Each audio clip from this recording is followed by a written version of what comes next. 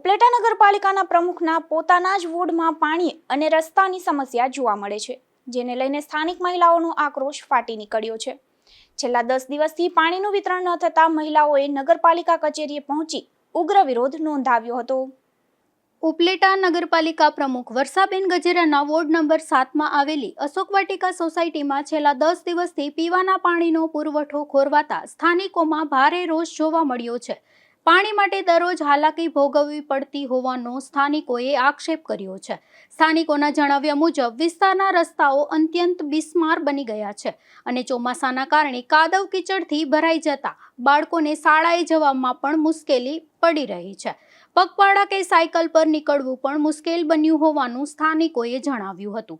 રહીશોએ વધુમાં આક્ષેપ કર્યો હતો કે સમસ્યા અંગે વારંવાર રજૂઆતો કરવા છતાં કોઈ અધિકારી ફોન ઉપાડતો નથી અને સ્થળ મુલાકાતે આવનારા અધિકારીઓ માત્ર ફોટોગ્રાફી કરીને ચાલ્યા જાય છે, પરંતુ સમસ્યાના નિરાકરણ માટે કોઈ અસરકારક કાર્યવાહી કરવામાં આવતી નથી।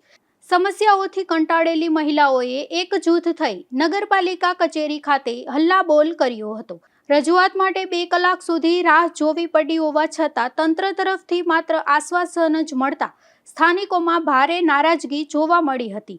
સ્થાનિક રહીશોએ સત્તાધીશોને પાણી પુરવઠો નિયમિત કરવા અને રસ્તાઓનું તાત્કાલિક સમારકામ કરીને પ્રાથમિક સુવિધાઓ ઉપલબ્ધ કરવાની માંગ કરી છે।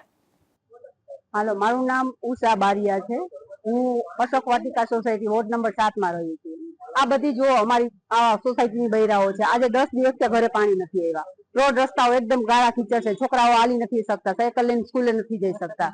તો અમે અહીંયા આવ્યા છીએ કે આજે એકમત થાય અમને જવાબ આપે। કોઈ જવાબ આપતું નહોતું। ફોન કરીએ તો કોઈ ફોન ઉપાડે નહીં। ગાડીમાં જોવા આવે ખાલી માઇનોરી, ખાલી એની પૂરું કરવા પૂરતું કે ગાડીમાંથી નીચે પગ નથી મૂકતા। કોની પાસે જાય? અહીંયા આવ્યા છીએ કોઈ પણ કેટલી વાર અમે 2 કલાક અમારી ફાળવી, ત્યાર પછી લોકો આવ્યા અને હવે અમને આશ્વાસન આપ્યું છે। હજી થાય ન થાય એની કોઈ અમને ખબર નથી।